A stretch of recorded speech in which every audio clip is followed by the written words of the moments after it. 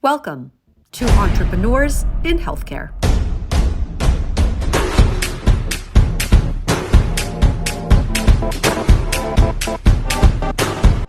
I've come to realize that entrepreneurship discussions are long overdue in medicine. I'm pairing up with voices from healthcare that value entrepreneurship and that are willing to come on the screen with me and hold a discussion. I'm hoping that hosting these conversations will open up pathways to making progress in medicine and not making entrepreneurship a bad word. Join along on this series as we dissect entrepreneurship, healthcare, and everything in between.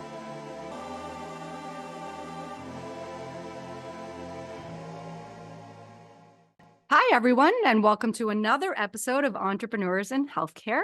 I am excited, as always, to be welcoming yet another guest on our show, and today's guest is Dr. Nerissa Bauer. Dr. Bauer, I'm going to actually let you introduce yourself. Yes, thank you for having me. I'm really excited to chat with you today. So I'm Dr. Nerissa Bauer. I'm a behavioral pediatrician calling in from Carmel, Indiana. And I have been doing what I do for the past, I don't know, since 2000 when I graduated from med school. But my path has not been a straight one, but it's been a windy, curvy one, especially in the past several years. So I'm really excited to chat with you about that.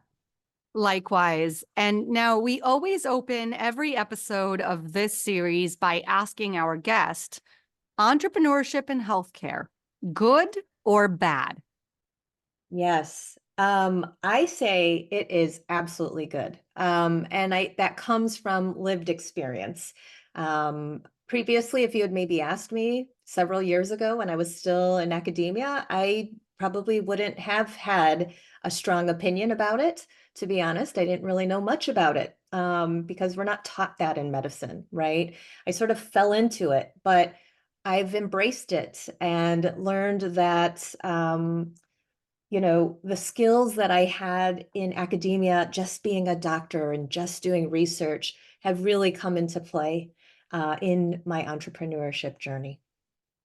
Can you take us back a little bit and just give us like a 30,000 foot view overlooking your past as a physician? I know that we had talked briefly before we hit record on your past in academia, et cetera, but I'm sure that the audience would like to know. Yes, of course. So I went into medical school with the idea that I wanted to be a pediatrician. And then from there, the experiences that I had during training really drove me to the field of developmental behavioral pediatrics. And I was at UC San Diego with my mentor, Dr. Marty Stein. You know how important those relationships and those connections become in shaping who you are. And I was just really drawn to that field. And from there, because I was in an academic institution, it was just assumed that I would then go into the fellowship and then research and all of that, which is part of the process. So during that period of my life, I was teaching and doing research. I got my master's of public health at the University of Washington in Seattle after completing my residency and fellowship training. And then from there, I got my first academic position actually in Indiana University, where I kind of put my stake down in 2006 and started teaching the developmental behavioral pediatric rotation, teaching learners, doing my own behavioral clinic, and continuing my research path. That was all fine and good for many years. I mean, again, just because I left academia doesn't mean that it was a waste or anything at all. I mean, I think it really helped form my identity and really strengthen the skills that I have to bear today. But I there was a period in my life that I became burned out, and I chose to leave in 2018 after maybe 6, 8 months of feeling very miserable and feeling like I had to hide, behind my smile and just do the work. I didn't really understand what was happening when it was happening, but I just knew I was miserable and I had to get out. And luckily, my husband's a physician as well. He had actually left a couple of years before me, also from academia into something non-traditional. and he was very supportive. But I remember thinking in the throes of that, I didn't know what I wanted to do. I didn't know. I just felt like I had to escape. I didn't, and I was calling into question who I was. Am I just a doctor? I'm a mom. I'm trying to be a mom at the same time. But am I also a failed, you know, daughter who, after going and investing all this time and energy, going to med school, doing all the things, and then not feeling like I wanted to do medicine for a while. It was really hard. Yeah, that's so interesting that we hold such guilt as physicians with like this view of what we're supposed to do.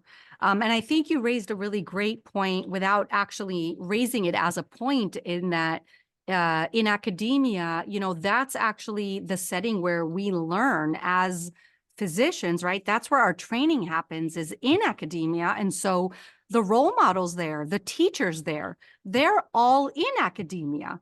And so Yes. it's almost like the natural path that we're almost like supposed to go in. And anything that deviates from that is deemed different and sets off that like guilt trigger that goes off within us and makes us feel like we're bad people and we're doing something wrong. And how can we do this? When in fact, most of us, and I say most of us because you can't make, you can't say everybody's this way, but most of us go in it for good reasons. We want to help people. We want to become doctors for good reasons. It just doesn't, academia doesn't always serve us well. When did you first know that academia wasn't right for you? Yeah, I think it was when I got to the point in my health services research career where, I was writing at least one big grant, if not more, every cycle. Some would hit, some, but most of the time it didn't. And having those discussions with my mentor, then my department chair, and then, being, I don't know, for better, having the discussion and implied that I'm not necessarily living up to my potential because, um, I'm supposed to be getting these grants and not spending time, um, with my face and the latest episode of AAP News, so I struggled a lot at that point in my career, wondering something that used to bring me joy, and I would get so immersed in writing those grants, and then finally hear, no, you're not going to get it. Then that let down, and then just having to push it aside and go on to the next grant, right? You had to build a very thick skin, and it served me well for years, until it didn't. And it sort of hit me when my young kids at the time said to me once when we were getting ready to go on vacation, they said, "Mom, you're not bringing your laptop, are you? Because you're always working." Um, and I just remember that so clearly, and I felt very guilty, because they just never saw me without my computer. Because I just felt like, every time a grant didn't hit, I'd have more time that I'd have to stretch my FTE into other roles that then ended up in more meetings and then never time to actually do the work until I got home or on weekends. And it just felt untenable after a while. So how did you make that switch? And then we're going to talk about what you actually switched into, the specifics of it.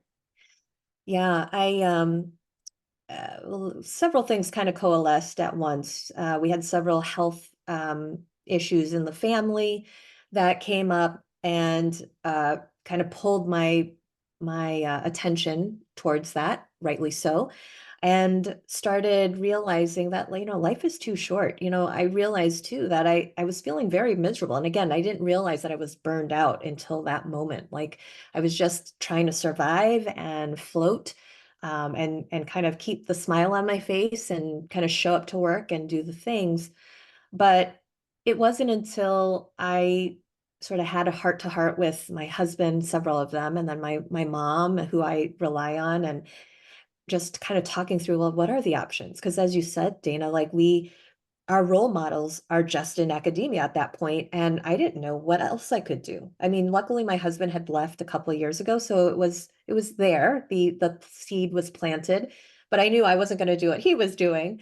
But I just knew it was possible to jump ship and land on your feet. So I acknowledge fully that we had the resources. My husband was in a job that had benefits, so I didn't have to worry about that, and I could, leave what I was doing.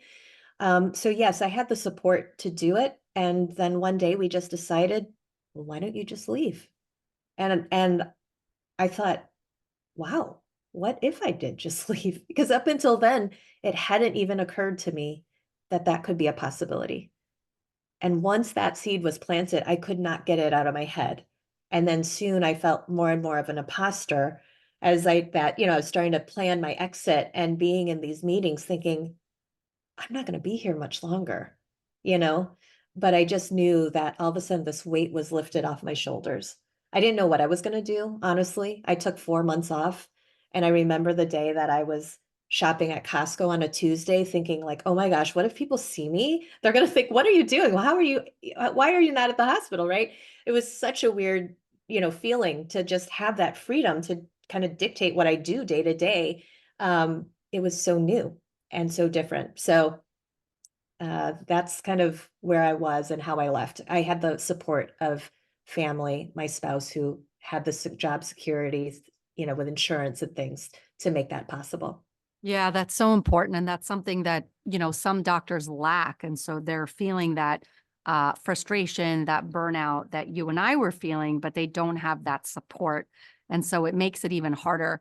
I can't help but feel frustrated as I'm listening to you, just thinking about that trajectory and the fact that it's those systems that train us that also hire us afterwards, and sort of almost like, I hate to say it because they train us and we're so grateful to them, but they also monopolize the healthcare system, and they make it so that less doctors are equipped to go out into private practice, which people like myself are now doing. I'm trying to kind of almost like change that wrong and make that an option for students and teach them, whether it's before medical school, during medical school, or during training. It's bringing to those trainees folks like yourself and others who do it differently, and it doesn't make it wrong. We're still healing patients. We're still making a difference. We're just not doing it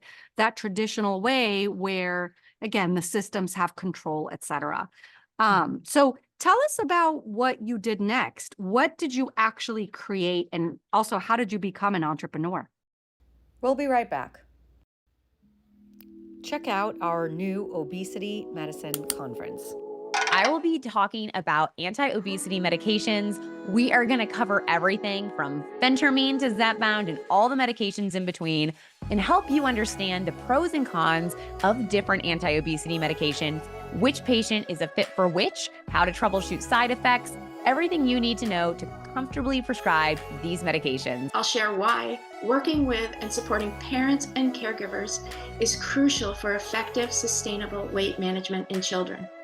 I'm going to make a case for healthy sleep related to nutrition, exercise, and behavioral change. I'm also going to talk about how sleep problems can sabotage anti-obesity medications and bariatric surgery outcomes. We are going to go beyond the BMI and uncover the truth about body composition and how to measure it. We are in the need to be creative, to get outside of the box and to try new approaches using the technology that we have in front of us. First, why should you be jumping into it right now? What care models are best?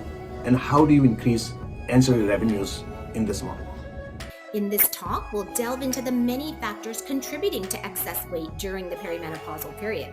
We'll also explore evidence-based strategies for managing the weight gain, from lifestyle interventions to pharmacotherapy. Neurobehavioral approach, I think, is going to be the key, along with the other tools that we use to treat weight loss in order for weight loss to finally be sustainable. some of the history of obesity medicine, current controversies, standards of care, and what the future might hold for obesity medicine. There are lots of exciting innovations coming down the pike. We'll explore how social determinants of health, including economic stability, education, healthcare access, and neighborhood environments, play a critical role in obesity.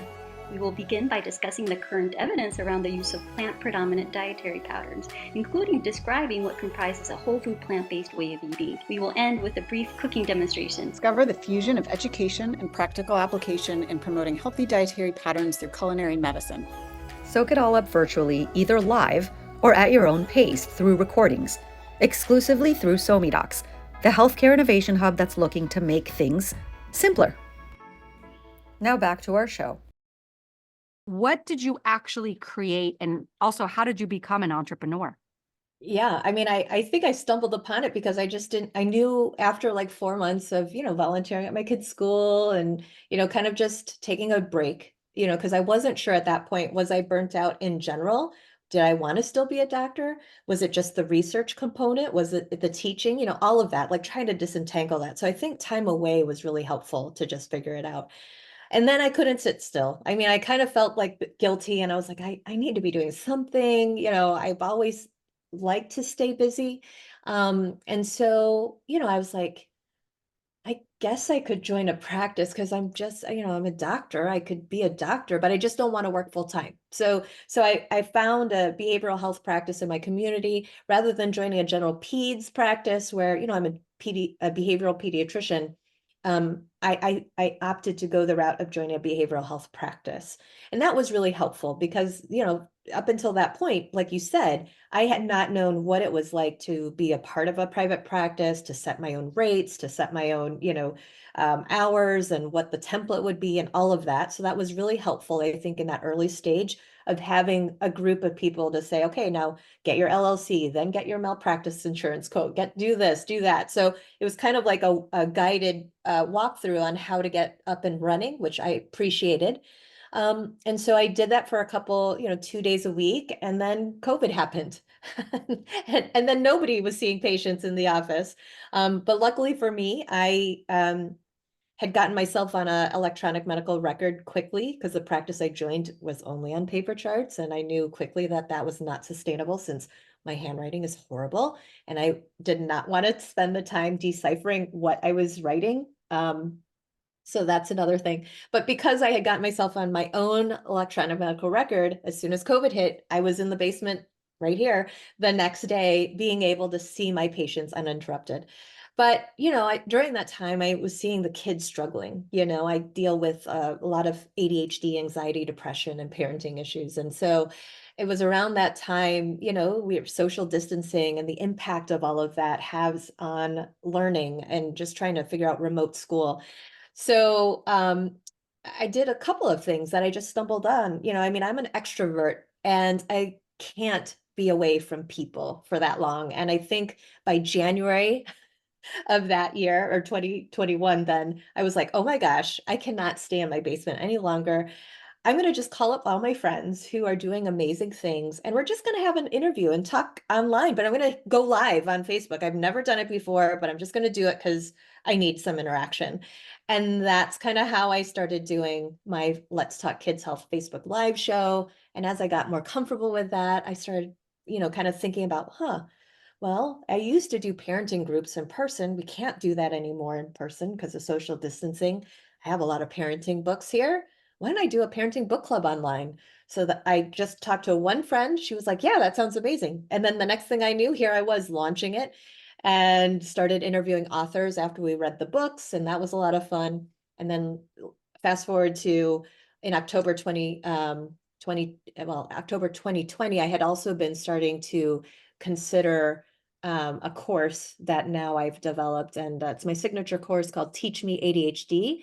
It's intended to be for kids 8 to 12 who have ADHD, but to onboard with their parents. So it's a course you do on Zoom in a small group with up to 11 other families, and really help empower kids and their parents to connect, communicate and collaborate all around what ADHD is, what it isn't, and help them build systems in home while promoting that positive parent-child interaction. We become detectives, and I kind of had to spice it up because everybody was like, no, you can't do anything virtually. Our kids can't learn, and we can't do that anymore. But, and so came up with a detective theme and supply boxes. And to this date, like now I'm in the point of my career where I've helped over 120 families across 18 states and Canada. And now I have 2 or 3 other pediatricians who've signed on and are offering this course as well. So, and we're about getting ready to launch our teen series now. So it's been so much fun. And here I am. So I tell you this because I never thought I would do this. I just knew that I wanted to help kids and families who have ADHD and anxiety. I had to pivot and change as the circumstances arose. And I think as I reflect on my journey, I felt a lot of that initial guilt of leaving. And I'm like, why? Here I am throwing away all this stuff. And got my MPH, was doing research. I have over 30 publications, and to doing this. And I was reconciling this over and over that, I just realized that those research ideas that I would just have pop in my head and I get so enamored with and I could write research grants for, I realized that entrepreneurship is just like that. I could just come up with an idea and not be afraid to test it and get it out there and then see what happens, but in academia, you can't do that. You have to have everything planned out over the 5 years of the grant to the penny. And here I was advertising to parents, reaching out to them saying, I got this idea. I think it's going to be maybe 6 or 8 sessions. And what do you think? I need like 4 or 5 families. Who wants to do it? And then all of a sudden I've got 8 families, for my beta group. And I was like, what? I was like, oh my gosh, I guess I got to start working. I love that. I love that. I talk about this a lot, this sort of recurring theme that entrepreneurship is a lot more forgiving. We can test things out, we can try them out, and it's okay if we make a mistake. If it doesn't work out, then we could just pivot and try our next idea. And that doesn't really work in medicine in particular, because we're dealing with human bodies and we're dealing with life and death. And so it's a lot more difficult, and it's a lot more evidence-based when we're doing that, as opposed to, well, what program is somebody going to opt into? And we can create sort of our own research methods, again, through the concepts of branding and such, which it sounds like you really had a really nice grasp of. You're coming in as a pediatrician, you're going to pick a specific field, which you're either an expert in or have specific interest in, or ideally both. And then you're going to just focus on that so that, families with children that have ADHD can really connect with you and find you as the go-to source. I was just exchanging some messages over social media with another physician who is moving to another location and really looking forward to it. Was 3 years from now that she wanted to open up her own private practice. And I was telling her how great it was that she was giving herself that breathing room to start her brand and to go online and to maybe build a website and kind of be known as the go-to person for whatever she's opening up in her clinic. And I'm so glad to hear that more and more doctors are at least considering doing it. Yes, me too. I mean, I think it's scary, right? And I think we think of all the potential liability out there and, and feeling like we need to have all the disclaimers, which, this isn't medical advice, talk to your child's regular doctor, right? But we also know that social media is a great thing for bringing people together, but there's so much noise out there too. And I'm so glad that many of us as physicians are using our voice to bring the information that families often are seeking rather than Googling things, Yeah, I absolutely love it. I'm just thinking back to, even when I was in training and such, First of all, the internet really wasn't a popular thing. And so patients and patient families, they really weren't using the internet to arm themselves with knowledge. Nowadays, there's so much empowerment in that, and that patients and their families can actually look for resources online. Of course, it's a double-edged sword, but we're going to talk about the good of that and just focus on the fact that patients look for resources themselves. And in the old days, it used to be basically like WebMD that you'd go to for your information, right? You want to know about ADHD, you go to WebMD, or you go to your local library and you take out the encyclopedia and look up the A section, right? In alphabetical order, ADHD. At least I know it dates me, but that's how I used to do it. Me too. Right. And nowadays, you don't have to do that. It's swapped out by different ADHD resources that are building up themselves individually online. And so you no longer need to just count on WebMD. You can actually count on individual brands that are creating resources online. And what better brand to put your trust in than somebody that has earned a medical degree? Right. So I love what you're doing and I laud you for it. Have you gotten any pushback from anybody in within healthcare? You know, it's interesting. We'll be right back. Private Practice 101 is the latest in virtual conferences you can access on our site. I'm going to talk to you about lease negotiations and purchase negotiations. I'll talk about how to prepare, plan, and organize your personal finances when you are starting out on your own private practice. We're going to talk about how to apply this information to detect and prevent fraud. This talk is for doctors who are fed up with the overregulation of patient care. And I'm excited to teach you the ins and outs of how to build a thriving referral network and Facebook group. And how to build in compliance efforts and strengthen your negotiation tactics.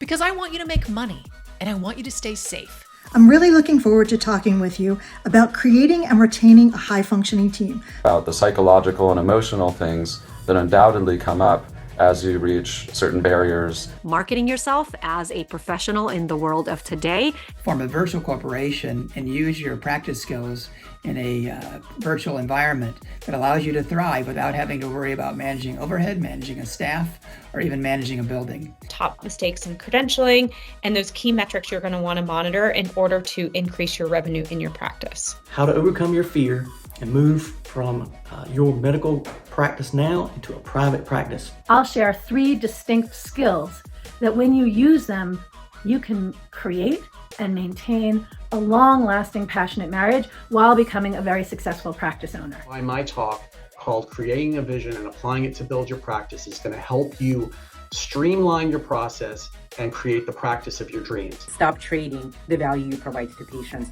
for cost. I'm going to teach you how to learn your value and your worth, how it is you get paid and what you actually cost, and how to train your sniffometer and know when to leave. Access this valuable resource at doctorsonsocialmedia.com/conferences. Now back to the show. Have you gotten any pushback from anybody in within healthcare?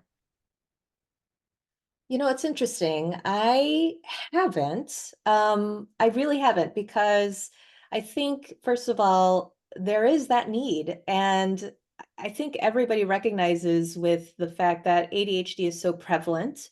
Many of the families have wanted something like this, you know, I mean, some class and, you know, there are, classes for kids to take about ADHD or for parents to take parenting courses.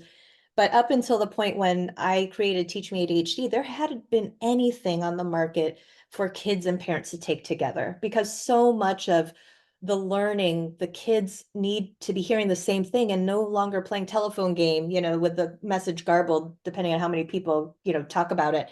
You know, this is kids and parents together sitting on Zoom with other families, seeing the other kids, seeing the other parents, and having the community together to learn and to do it in an interactive way that plays to the kids' playfulness about ADHD and like all the visuals and all of that, but in a as well as modeling to the parents, you know, how to talk with their kid. And so I haven't really gotten much pushback from physicians maybe about price, like, gosh, how are they going to afford this? Can we do HSA dollars for it?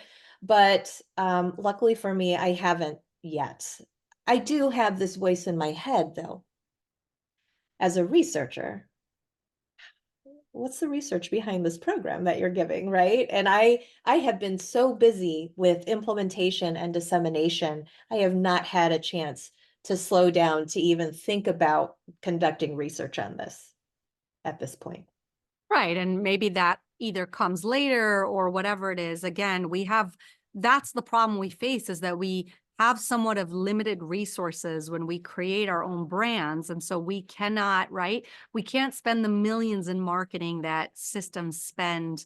We're very limited. And again, that's part of why I created what I have in SoMeDocs, and that I can at least amplify the individual cogs in our healthcare machine nowadays, because these individual cogs, and I mean you and I as cogs, we're creating something amazing. We're breaking off from the big machine, and our cogs are almost like blooming into like beautiful machines of our own, right? Yeah. I don't mean machine in a negative way in that sense, obviously.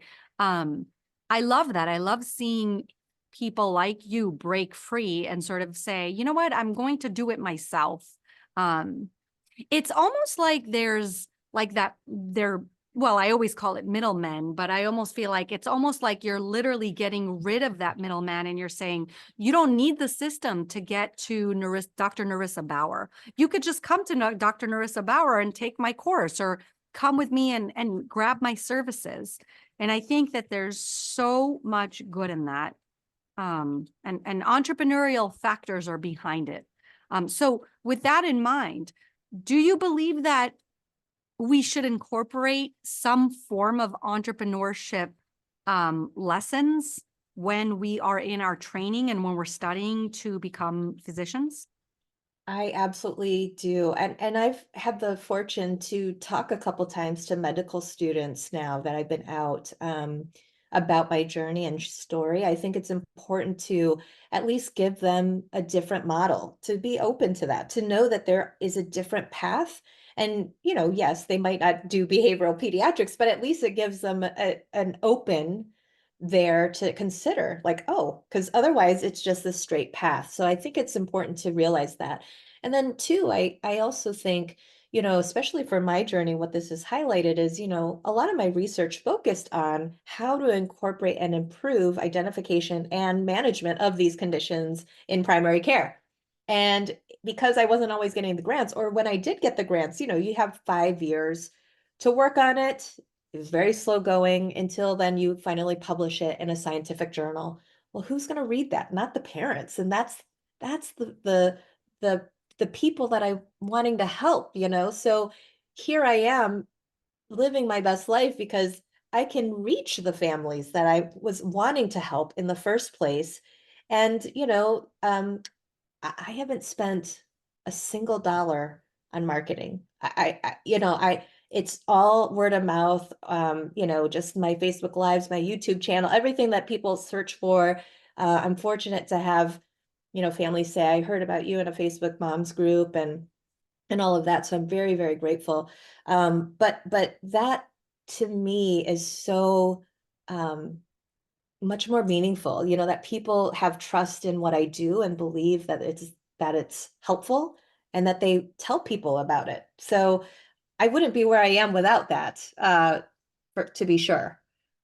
Yeah, and that's the beauty today of platforms like social media platforms, really, is that they allow individual brands like ours to get the word out without having to break our bank. Because traditionally speaking, right, marketing, advertising, those were all things that were done through the raising of a lot of capital, which we don't have, through millions. And if we want to survive as small brands, we can only do it if there is somewhere where the world kind of hovers and congregates, where it's not going to cost us that arm and a leg to be in. And that's social media. So I really, really love that. And of course, every physician that decides that entrepreneurship is something that they want to embrace should, in my opinion, also embrace the online world as a means of marketing themselves and getting out there without having to raise, rounds of investments, et cetera. Yeah. I mean, I was just thinking about the question you asked me earlier. So if I may go back just to that about like the pushback from anybody. I mean, I think because I left in 2018, joined a private practice in 2019. I've had several years now of learning what it takes. I mean, initially being asked what my rate was, I mean, I felt like, oh, how can I do that? Like, I don't know, because most of the families that I treated while I was at the Children's Hospital, majority were on Medicaid, so the idea of pricing and what is the value of my worth and the services I provide, I'd gotten over that hump as I did private practice. And then as I transitioned to, my course and my membership and my podcast, all of those things that I do charge for, it got easier as time went on to reconcile that. But I will say early on, there was some pushback about like, well, how can you charge that? From other physicians who are not in that world, right? And for me, feeling like, how is this okay? I didn't go into medicine for this. Yeah, I just want to help everybody. Of course, and that's the problem, I think. Therein lies our problem as physicians, is that we are going into a field where it is the business of healthcare that's basically running healthcare in America. We're just not part of running that business, right? Right. And that's an issue, right? Because the field, our profession makes us feel guilty about wanting to, get what we deserve, right? You go into into medicine to help people, you're also going to be comfortable, but you're not allowed to talk about that, right? You're supposed to do things for free. You're supposed to do things pro bono all the time. And then it's almost like a culture that gets built around that, where we each sometimes like try to guilt each other into doing things, when at the end of the day, like, we can all make our individual decisions. There is nothing wrong with breaking off from the system and developing your own venture. And of course, you're going to need financial backing to do it. And so you need to figure out how. And yes, there's a learning curve to it, but you need to figure out how to confidently say, you know what, this is what I'm charging. It's fair. And if it's not fair, then that will come through time where people won't sign up, or you'll get that feedback where it's like, it's way too expensive, it's unreasonable. And then you'll lower your prices. Right. Or you go the other way where you start out lower and then you raise prices. Either way you do it. But the point is that feeling, that guilt feeling, is so ingrained in us through the process of becoming a doctor, that it really works against us as a whole.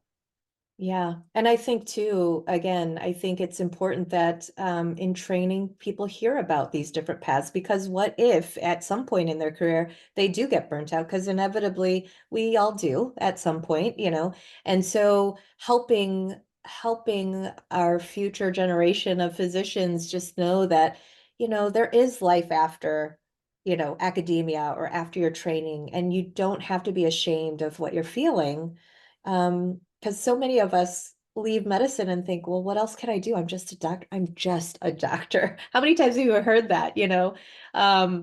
There's so many things that we have, and gifts and strengths and ways we can still help our families outside of the traditional ways that we think of helping our families, that I think it would be a disservice to not introduce the concept of entrepreneurship, because there are so many beautiful things that come out of it, not just for the person doing that work, but for the people we serve when you think outside the box. I so completely agree with you. And I think it's a great point in our conversation to start wrapping things up. Yes, you aren't just a doctor. If you're listening to this and you are a physician or you're a healthcare professional, you're not just what your profession says that you are. And the beauty of being creative and adding creativity to your life is being able to flex who you are and sort of think outside the box, and maybe even redefine right? Who you are within your profession. So like, just because you and I are doctors and, you know, there's a traditional path to being a doctor and fulfilling that role doesn't mean that we can not still be doctors and just do things on a different path. So I commend you for what you're doing. I think you're doing incredible things. I also thank you for being a part of SoMeDocs and especially of the network. Very proud to have you on here and to interview you and to hear that you're doing incredible things and that you're still building. I am sure that there's going to be people that are moved by this episode and that could reach out to you and say, hey, I'm also a pediatrician and I'm thinking of X, Y, and Z. And that's the purpose of SoMeDocs really, is to connect us all, to inspire one another, and to really to change healthcare for the better, not just for the physician themselves, but also for the patient. Right. Yes. Thank you so much. I think it's a wonderful network and community to be a part of. I'm very honored to have this discussion with you today. So I hope, if anybody wants to reach out, please feel free to do so. I think if anything, those of us in SoMeDocs just understand the importance of community and will welcome each and everybody with open arms. And I think that a majority of us, if not, all of us, are actually embracing of entrepreneurship within the SoMeDocs community. So please feel free to reach out to any one of us. I'm going to link all of your info, of course, in the show notes, including your SoMeDocs profile, where any of you can reach out with an inquiry to Dr. Bauer, and she will receive it in her inbox and connect with her that way. Thank you so much for joining us, and I look forward to all the amazing things that you continue to build. Thank you so much. Thanks so much for listening.